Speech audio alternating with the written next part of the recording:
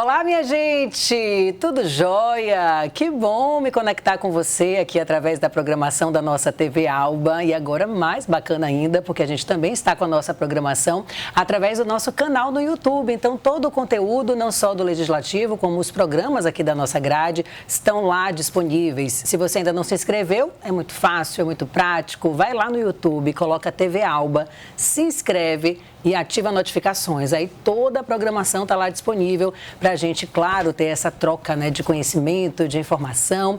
E é esse o objetivo hoje também aqui no nosso OAB na TV. Estão preparados para eu revelar minhas convidadas?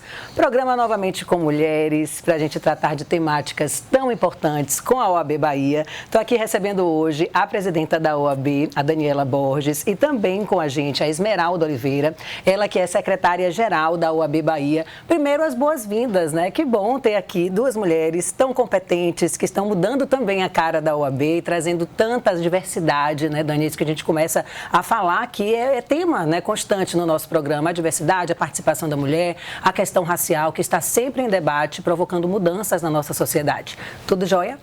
Tudo jóia, Milena. Alegria poder estar aqui mais uma vez com você. Que dá um olá muito especial para o público da TV Alba, que tem uma programação incrível e esse programa que contribui tanto em temas de interesse da advocacia, mas dialogando com, né, a sociedade, o que afeta ali também a nossa sociedade. Um prazer para mim estar aqui com a nossa secretária-geral, Esmeralda Oliveira. Nós que somos uma diretoria pela primeira vez, né, aqui na Bahia, majoritariamente feminina, somos 3 mulheres em 5. E então é muito bom a gente estar aqui trazendo um tema tão importante e estar conversando aqui mais uma vez. Então, só alegria hoje. Esmeralda, seja bem-vinda. Eu estava vendo você conversando ali nos bastidores, né, com o pessoal aqui da equipe, falando um pouquinho da sua trajetória e dessa questão da dificuldade da presença da mulher e da mulher negra, né, na advocacia, e a gente sabe que também é um reflexo de toda a sociedade. Queria que a gente já começasse o programa falando um pouquinho, né, desses desafios que você, estando aqui, mostra que é possível vencer e que tem a oportunidade aí e que deve ser cada vez maior para mais e mais mulheres. E como é que foi um pouquinho da sua trajetória? Primeiro eu queria agradecer à TV Alba. Esse programa é muito bom, eu estava comentando antes com o pessoal e é uma alegria muito grande estar, apesar de eu ser um pouco tímida nessa... Mas, e dar bom dia a todos e todas que estão nos assistindo. Olha, Milena, eu estava conversando nos bastidores que realmente eu acompanho a OAB há muito tempo e tenho o prazer e a alegria de hoje estarmos aqui. Daniela, presidente, mulher, a nossa vice, Cristiane Gurgel, mulher, e Esmeralda Oliveira, mulher e ainda negra, em 90 anos. Isso é muito importante e é possível que nós avancemos muito mais. Estaremos todos juntas e juntos, né, para que a OAB seja, vamos dizer assim, a cara da advocacia e da sociedade. A OAB inclusiva, a OAB participativa, a OAB democrática, a OAB onde todos e todas tenham todas as oportunidades. Então, eu tenho esse privilégio de ter acompanhado e de estar participando dessa gestão, que é uma gestão diferenciada. Que bacana, né? A gente ouvir, né, esse relato, Dani. Eu costumo falar com o pessoal de casa que ouve, né, a Esmeralda falando isso, por exemplo, que todos podem participar, né, dessa gestão da OAB, das outras também, mas os advogados e advogadas ainda falta um pouco de iniciativa para participar de uma comissão, para saber o que é que a OAB está engajada e para levar isso para a sociedade, porque é mão dupla, né, Dani? Sim. O que acontece lá reflete aqui. A gente tem esse compromisso de construir ouvindo e dialogando com a advocacia. Sim. Às vezes as pessoas não entendem por que a gente fala tanto da importância da representatividade, mas é porque para a gente pensar ações que tragam, né, efetivamente impacto na vida de toda a advocacia, é importante construir com quem vive essa realidade. Claro. Por isso que a representatividade é importante. Esmeralda aqui modesta, né? Esmeralda é uma advogada, assim, militante, barriga no balcão, uma vida de muita luta e sempre contribuiu muito para a advocacia nos bastidores da OAB. Sim. Né? Então, ela chega nesse espaço com história, com trabalho, com conhecimento, com vivência. E a gente tem esse compromisso, né? Jovem advocacia do interior, o advogado que está começando, o advogado idoso hoje enfrenta desafios próprios. Então, poder pensar a representatividade como uma forma da gente estar trazendo essas pessoas para construírem conosco essas ações, essas políticas, porque o que a gente quer é fortalecer toda a advocacia, né? E pensar ações, inclusive, para aqueles que mais precisam efetivamente. E a gente teve um projeto que a gente começou agora em julho, que é o projeto Café com Advocacia. E o primeiro foi na OAB, mas ele agora vai ser itinerante. Ótimo. Então a gente vai fazer no Fórum Rui Barbosa, no Imbuí, na Justiça do Trabalho.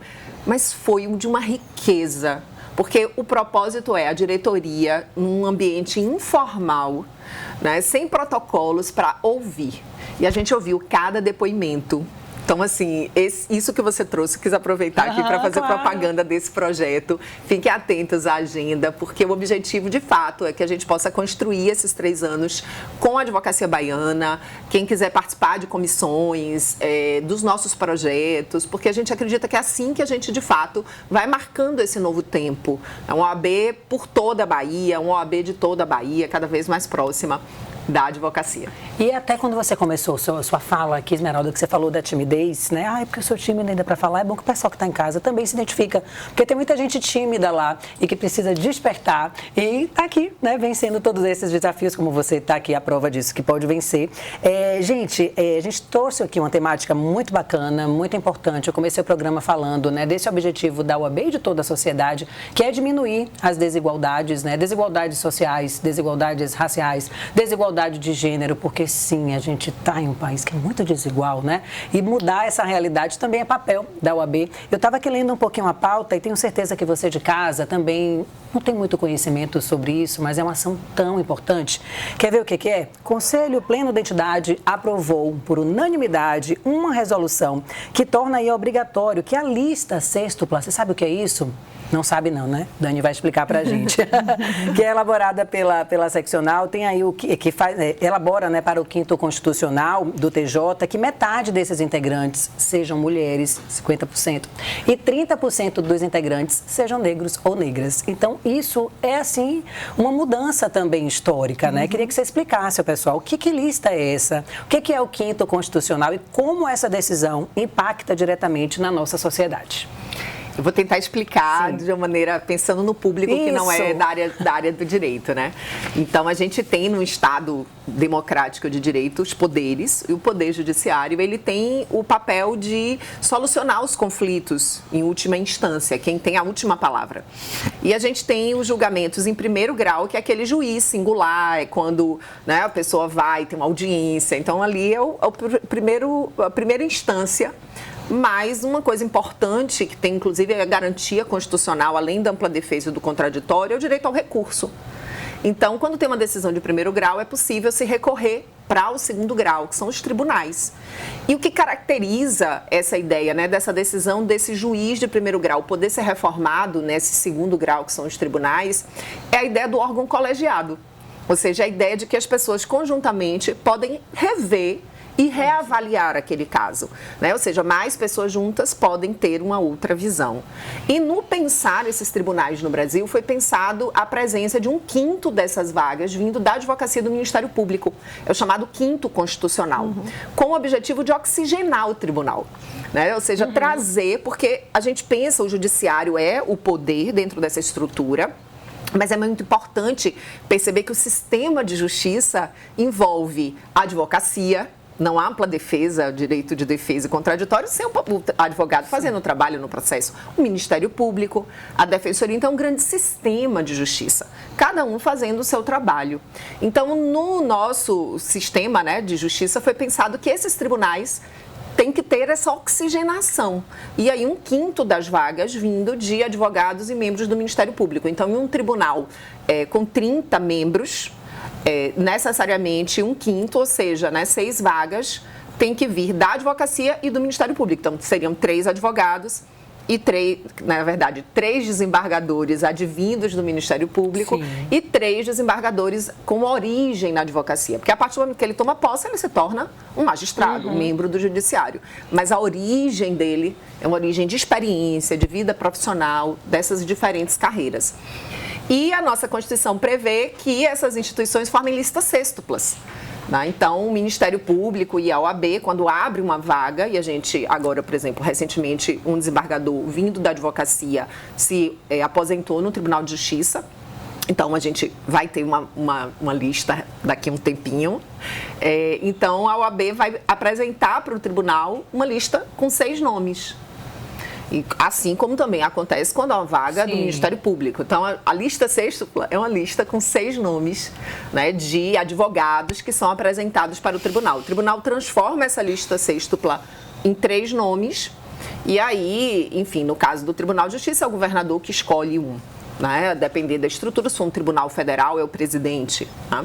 Então, a gente agora aprovou, lá, 50%. A gente aprovou que a OAB apresentará, a OAB Bahia apresentará em todas as suas listas agora metade de mulheres e 1/3, né, de advogadas e advogados negros. Então, a partir dessa regra que prevê essa oxigenação nos tribunais, com a apresentação dessa lista com 6 nomes, que as listas que a OAB da Bahia apresentará para os tribunais baianos terá necessariamente o nome de 3 mulheres, né, 3 homens e 3 mulheres, e 1/3 desses nomes de advogadas e advogados negros. E isso é um compromisso da nossa gestão, da nossa história aqui na Bahia enquanto grupo, né, de trabalhar com representatividade, de trabalhar dentro dessa perspectiva de praticar o que a gente defende. Claro. E hoje as advogadas, elas são mais da metade dos inscritos na OAB da Bahia, no Brasil. Então, de alguma maneira, é a gente trazer o reflexo disso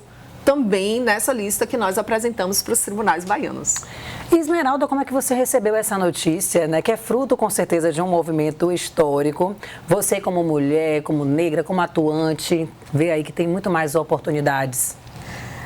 Eu recebi essa proposta e essa decisão essa é uma proposta nossa, né? Da nossa diretoria, um compromisso, como a presidente aqui falou, da nossa gestão e que foi aprovada, né, pela maioria, tanto é que nós estamos aqui da classe.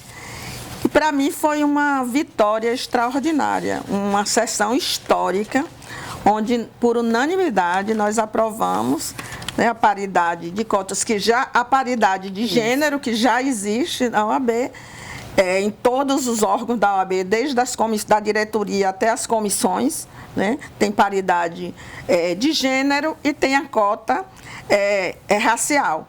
Isso faltava para o 5º constitucional, como Daniela colocou aqui, que nós aprovamos nessa sessão, que teve uma contribuição extraordinária do movimento negro organizado, que participa da OAB, do sistema OAB. E eu fiquei muito feliz, Milena, porque pela primeira vez na história, nós mulheres estamos assumindo, tendo acesso a algumas instâncias de poder. Ainda é pouco, mas é vitória, né? Claro. Podemos considerar, assim, uma vitória extraordinária e que nós estamos nos organizando e vamos avançar cada vez mais. Então, essa sessão eu me emocionei, fui a última a falar, fiz um discurso, assim, bem inflamado, porque eu sou tímida, né, mas quando eu estou, assim, bem envolvida, eu me solto mais. Aqui eu quero pedir desculpa a quem nos está assistindo e a vocês, porque eu estou um pouco nervosa. Porque eu não tenho esse hábito de aparecer, de dar entrevista. Gente, e tem um detalhe importante, porque a eleição da Bahia é direta. Quem escolhe essa lista é a advocacia. Né? Isso veio com Luiz Viana, quando ele toma posse no primeiro mandato dele. Então, a gente tem, de fato, um processo democrático, porque é a classe que vota nesses nomes, então os candidatos se apresentam, mas quem forma a lista é a Advocacia Baiana. Então a gente tem democracia e representatividade consagradas aqui na nossa seccional. Pois é, e você que ligou a TV agora, que está vendo aqui essas mulheres conversando sobre um tema que tem que estar aí, ó, todos os dias, para os homens e para as mulheres, né, debaterem, colocarem em prática, que é a paridade de gênero, que é a questão racial. Daniela Borges, Esmeralda Oliveira, eu, Milena Barreto, e você aqui na TV Alba, do nosso OAB Bahia. A gente vai, breve intervalo, tá? É coisa rápida e a gente vai continuar falando sobre esse assunto. Fica aí.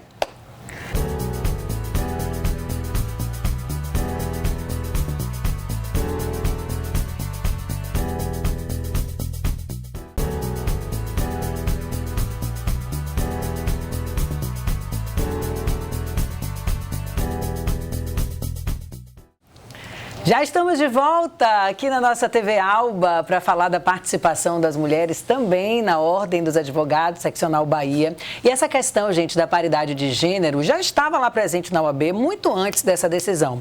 A gente já conversava aqui nos bastidores sobre a importância de decisões como essa, até numa composição de uma mesa, né, em um evento. Muitos órgãos mandam seus representantes porque os diretores, os presidentes são homens e está ali aquela figura masculina toda na mesa para discutir de temáticas que são relacionadas também as mulheres, né?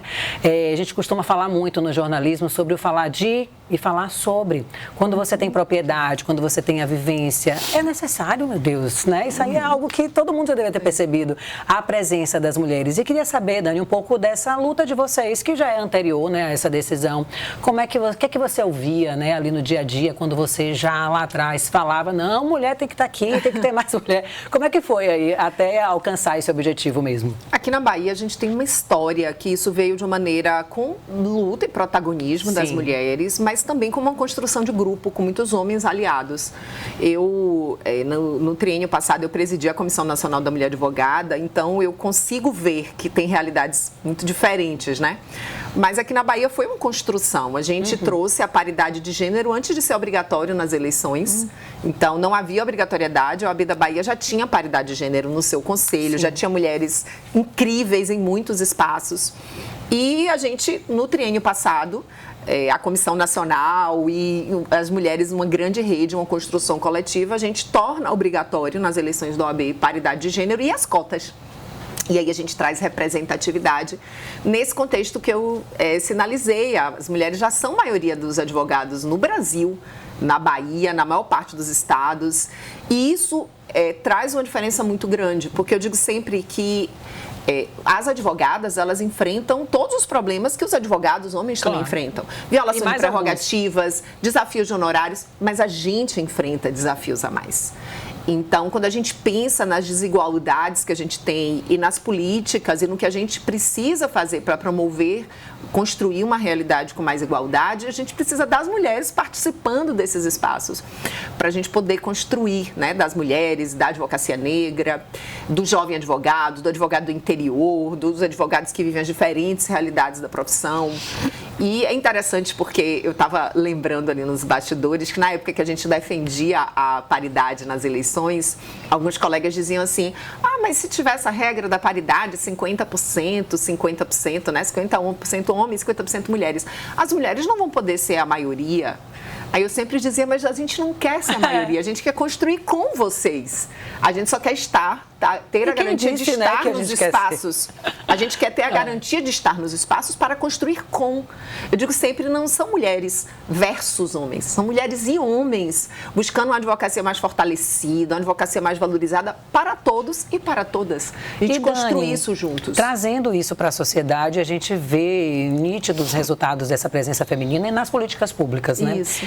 A gente falava aqui também nos bastidores do evento, gente, do Quero Você Eleita, que teve ontem, né? Acho que dia 20, me parece. Sim. E aí o que acontece? A gente falava aqui dessas políticas, por exemplo, a dignidade menstrual. Se não tivesse uma mulher ali, né? Não ia se colocar no lugar, lembrar o que é que as meninas passam, quantas meninas deixam de ir para a escola por conta disso, às vezes pela falta de itens básicos de higiene. Então, são políticas públicas, no caso, né, da classe, idem. Né? Tem a sala da OAB de amamentação, né? Diz aí algumas coisas para a gente sintonizar quem está em casa, que parece ser algo distante, mas é ali no dia a dia, no simples, no básico, né? Você tocou nesse assunto, eu sou tributarista, advogo, sou professora nessa área. E tem uma questão interessantíssima que começou nos Estados Unidos com a alta tributação dos absorventes. Então, tributação como supérfluo. Supérfluo para quem? Né? Então, assim, por a gente perceber a importância de ter mulheres nos espaços, não, isso é mais do que essencial. Né? Então, isso é um item de necessidade essencial para a maior parte, para metade, ou a depender, né, do contexto, mais da metade da população. Então, isso é muito importante, é uma demonstração da importância mesmo das mulheres nos espaços para construir junto a partir dessa perspectiva, né, de estar como mulher no mundo com todos os desafios que é estar mulher no mundo com tantas desigualdades. Eu, quando era diretora tesoureira, eu tomei posse grávida. Com 6 meses, meu filho mais novo nasceu. E eu não tinha muito leite, eu viajei com ele algumas vezes e não tinha uma sala de amamentação nos lugares em que eu estava, porque as mulheres não estão, em princípio, né, nesses espaços de poder, nesses espaços de decisão. E aí foi muito interessante, porque isso eu era tesoureira, depois na presidência da CNMA a gente fez uma sala de amamentação lá no Conselho Federal. Aqui na Bahia, né, esse cuidado da gente ter esses espaços para as mulheres é um tempo tão curto, Milena, na vida da mulher. Mas às vezes significa para muitas abrir mão de carreira, abrir mão de promoção. E eu digo sempre assim, que as mulheres têm o direito de escolher ter filhos, não ter filhos, mas aquelas que escolhem, elas têm o direito de viver o que elas quiserem ser no mundo, né? Não tem que escolher maternidade ou trabalho, maternidade ou ocupar um espaço, né? A gente precisa ter a possibilidade de ser quem a gente quer ser no mundo. Nem todas as mulheres querem estar em espaços políticos, como nem todos os homens. Sim. O problema é que quando a mulher quer, é muito mais difícil. Mas nós também temos os direitos de estar nesses espaços. Eu tenho um filho de 6 anos e um outro de 8 anos. Deixei-o em casa ali, se sentindo mal. A tal da virose. E vim para cá e estou aqui. Né? Então, essa é uma realidade que a gente vive. Então, a gente precisa ter um olhar especial para isso. E eu acho que um ponto, a gente estava falando sobre quinto, né? Pensar esse sistema de justiça, porque quando os direitos são violados, o cidadão busca o Poder Judiciário. E o Poder Judiciário ele tem um papel muito importante na efetividade dos direitos da nossa Constituição e também do combate à violação. Então, quando a gente fala, por exemplo, na violência contra a mulher, a gente encontra, não é algo geral, mas a gente encontra pontualmente um reflexo do machismo na nossa sociedade. Teve um caso famoso no interior de São Paulo que o magistrado, numa audiência gravada, disse: a Lei Maria da Penha não importa. Né? Ele praticou naquela audiência uma nova violência contra aquela mulher. Claro. A gente tem casos desses atores do sistema de justiça reproduzindo isso. Então, a importância da gente pensar, né, como advogados, como o Judiciário, Ministério Público, Defensoria, qual o papel que a gente está fazendo na mudança dessa realidade. E eu acho que a OAB ela tem sido, a OAB Bahia, muito atuante, um farol, né? No sentido de defender a nossa Constituição, uma realidade melhor para a nossa advocacia e para o buscado praticar. Porque eu acho que isso é importante, sabe? A gente praticar o que a gente defende, praticar em casa. Como é que eu vou defender fora em se casa eu não estou fazendo viver, dentro? Né? Então, a gente tem assim, esse compromisso e eu acho que a aprovação dessa resolução como norma geral é um sinal disso. Sim. Desse compromisso, né, com esses valores, né, inclusive que nos elegeram, e ao mesmo tempo também esse, vamos fazer o dever de casa, o que nos cabe enquanto instituição, buscando a construção de uma sociedade melhor. Foi bacana você trazer esse exemplo da questão do feminicídio, dessa questão de contestar, né, a Maria da Penha, porque aí já me traz também para mais um resultado na prática da presença feminina e da importância das comissões. Aqui na Assembleia, a gente teve o lançamento do livro, né, o Protocolo do Feminicídio na Bahia. E é resultado também do trabalho de algumas comissões da OAB que juntas, né, com outros órgãos da sociedade, se juntaram para criar ali, de fato, um protocolo mesmo de como essa mulher deve ser tratada, de como o crime pode ser identificado. Então, é para que você que está em casa saiba que isso que a gente está conversando aqui, na teoria, né, a questão da presença da mulher em onde ela quiser, já tem resultados práticos como este protocolo e como tantos outros. Agora, é importante a gente também trazer para quem está em casa, Dani, as dificuldades que ainda existem, né, para que essas mulheres, por exemplo, ocupem lugares aqui nessa temática que a gente está falando. Sim. Tribunal de Justiça, por exemplo. Quais são as principais dificuldades hoje, na sua opinião, que a gente precisa estar intensificando esse diálogo para acelerar essa mudança de dados?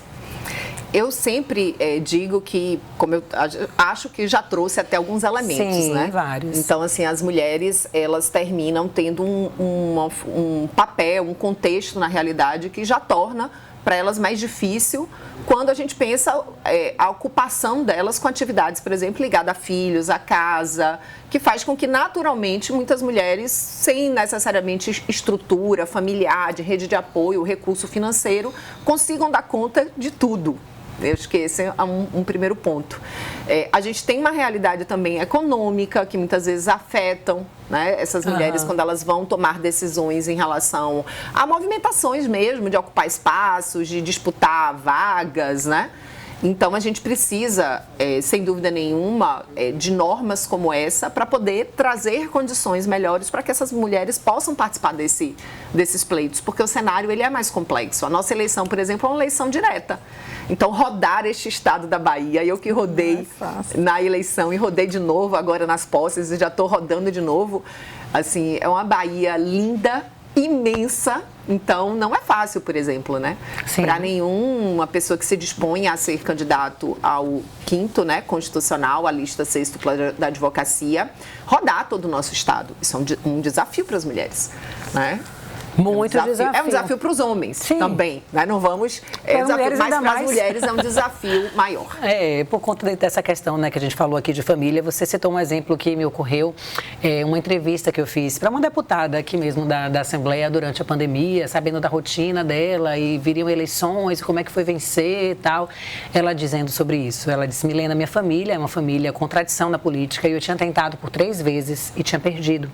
E eu já não tinha mais o incentivo nem na minha própria família, né? Então, imagina para aquelas mulheres já trazendo essa temática, né, das eleições, da participação feminina. Você que está acompanhando o programa talvez não saiba, daqui da casa a gente tem só 10 mulheres representando. É outra coisa que a gente precisa mudar, né? E ainda bem que tem eleições esse ano, porque aqui você pode também estar fazendo parte dessa mudança. De que forma? Pesquisando sobre as mulheres que são candidatas, sabendo o que elas defendem, né? E buscando também mudar esses dados.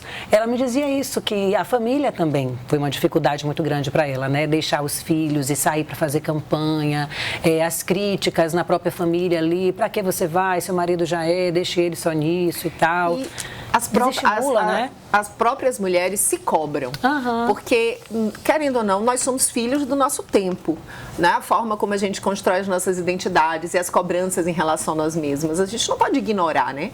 Eu digo sempre, eu me desconstruo, me reconstruo um pouquinho todos os dias e é difícil mesmo. Então, eu vejo as mulheres, elas se cobram e encontram também na sociedade a cobrança, né? Então, é de fato, né, muito difícil conciliar toda essa realidade, por isso a importância de normas como essa.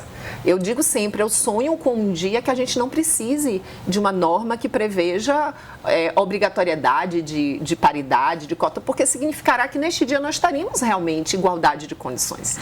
Gabriela Hollenberg defende isso, a quantidade de mulher estabelecida ali nas cadeiras. Isso, mas enquanto isso ainda não existe, a gente precisa de normas como essa, para que um dia não precisemos. Né? Eu acho que essa é a questão assim, mais central, né? Quando a gente fala sobre isso, é por entender que esses espaços institucionais, e aí eu não digo só política partidária, mas esses espaços institucionais, que têm essa política institucional, são os espaços de construção de políticas, de projetos, de programas que impactam e que podem impulsionar essas transformações, né?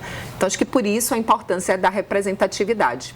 Eu queria fazer, inclusive, uma observação com relação a esse tema, que, para dar um exemplo, na última eleição para o 5º Constitucional, eu fui uma das candidatas. Eram 20 homens e 4 mulheres.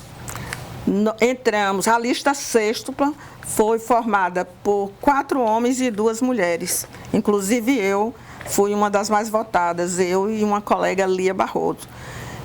E no tribunal foi escolhido 3 homens e a OAB mandou 2 mulheres, a lista da OAB. Sim. E não foi incluída no tribunal nenhuma mulher, foram os 3 homens. As 2 mulheres que estavam na lista da OAB não entraram. Essa é uma das dificuldades que nós precisamos lutar ainda mais para que mude. A outra coisa que eu gostaria de falar é que realmente, com todo o respeito aos companheiros homens, né?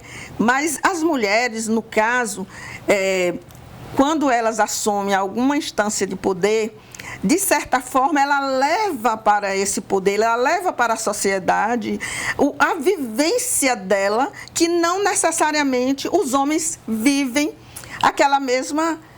têm aquela mesma vivência. Claro. Então, eu acho que nós somos mais sensíveis para certos aspectos. Eu dou um exemplo, isso na ordem. Nós 3, nós somos do mesmo grupo, nós estamos ampliando mais tudo que foi feito por quem nos antecedeu. Só que hoje você sente nitidamente a diferença. Até a forma das coisas acontecerem na OAB. Por exemplo, eu vou lhe dar um exemplo simples que demonstra isso. No café da manhã, com a diretoria que Daniela mencionou aqui, até a forma de se colocar as cadeiras, que era para inclusão, o objetivo era esse, a participação, as pessoas sentirem, os advogados e advogadas sentirem partícipes da OAB, que era a sua casa, mudou literalmente, assim, o evento foi extraordinário, as pessoas se sentiram à vontade, acolhidas, os depoimentos maravilhosos, emocionantes. Então, eu acho que fazemos a diferença porque nós levamos a nossa vivência e nós temos, assim, nós colocamos na prática tudo isso que foi dito aqui, do que nós pensamos na prática, nós tentamos fazer o melhor possível e acho que essa diretoria, até esses 3 anos, vai fazer muita diferença e vai ficar na história da nossa instituição e da sociedade como um todo. Eu acredito muito que quando cada um chega trazendo algo novo, soma e é potência. Né? Então, eu acho que a gente tem características, normalmente, né, masculinas, que são muito importantes. E quando as mulheres chegam, elas chegam também trazendo outra... Né? Por isso a importância da diversidade. Hoje isso é avaliado, inclusive, em empresas, né? Assim, do ponto de vista mesmo de resultados econômicos em empresas, como diversidade traz melhores resultados, porque as pessoas elas vão ter visões diferentes e propõem soluções mais eficientes. Então, a importância disso, né, da gente poder pensar pessoas em locais de perspectivas diferentes no mundo, trazendo esse construir junto. Eu acho que isso é potência, né, de resultados melhores, potência para a gente poder fazer esses movimentos, assim, de construir uma realidade melhor. A advocacia hoje vive um momento muito difícil, como a nossa sociedade, né? A gente vive uma crise econômica, então a gente poder usar isso como uma força para a gente poder construir uma realidade melhor. E trazer mais resultados para a nossa sociedade, para você que está em casa acompanhando o programa. Passou rápido, né? Porque a gente gosta mesmo de conversar, ainda mais sobre essa temática que a gente tem propriedade, que a Esmeralda trouxe bem, a gente tem essa sensibilidade de perceber o que é que você está aí precisando, o que é que as instituições estão precisando, e isso que é bacana. A gente já está finalizando, então eu tenho que pedir aqui suas palavras finais para o público que está acompanhando o nosso OAB, os advogados, advogadas e aqueles que estão ali zapeando e que querem aprender e que pararam e disseram: que programa é esse, com 3 mulheres falando de uma temática que quer mais mulher participando? Então, Dani, a oportunidade, né, de você se despedir, falar dessa gestão aí e já deixar o convite também, né, para que as pessoas sejam mais atuantes, onde elas quiserem.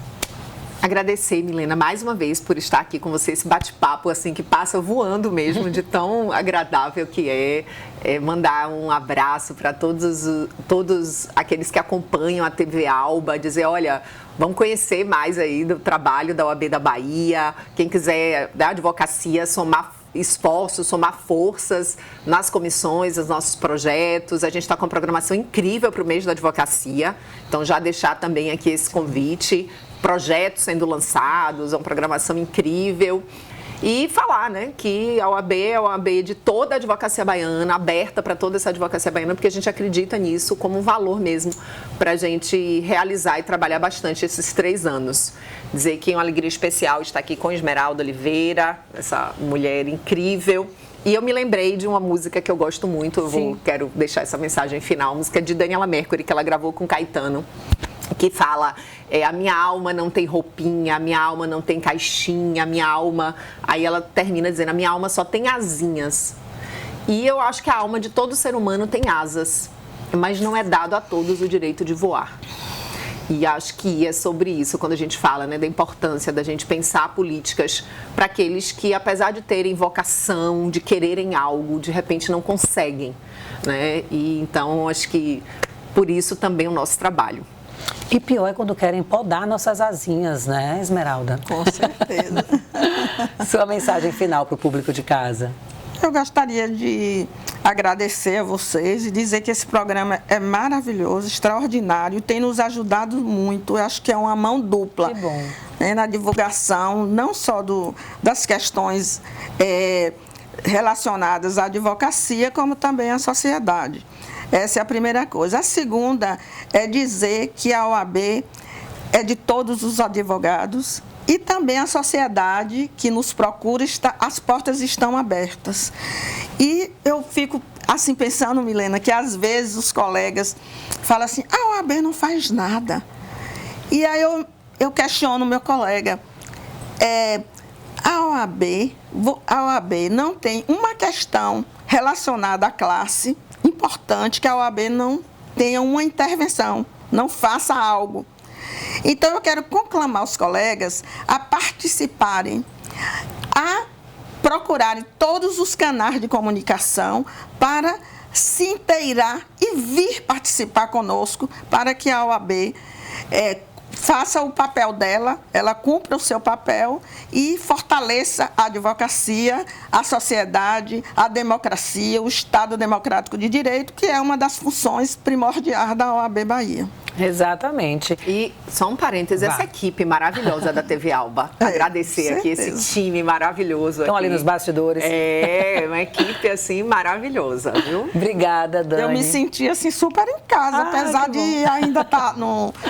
Que bom, e que bom que vocês falaram dessa questão da parceria, da mão dupla, porque para você que está em casa saber, a TV Alba é uma TV pública, né, uma TV legislativa, e é nosso papel, nossa missão, levar para você que está em casa cada vez mais transparência, informação, conhecimento, e que bacana que essa parceria com a AB está aí já, né, de longas datas, e lá atrás, quando o Fabrício falou isso, né, Fabrício, a gente vai falar juridiquês na TV, eu não sei, eu não entendo nada, eu não sou advogada, tal. Ele, não, vamos falar com a linguagem mais simples, mais coloquial possível, e de fato aconteceu, né? E tantos advogados, advogadas, presidentes de comissões já passaram por aqui com esse objetivo principal, que é esclarecer, né, o telespectador. A gente estourou um pouquinho o tempo, acho que agora as letrinhas já estão subindo, então eu vou me despedir de vocês. Semana que vem tem mais, tá? Obrigada, meninas. Até a próxima. Tchau, tchau.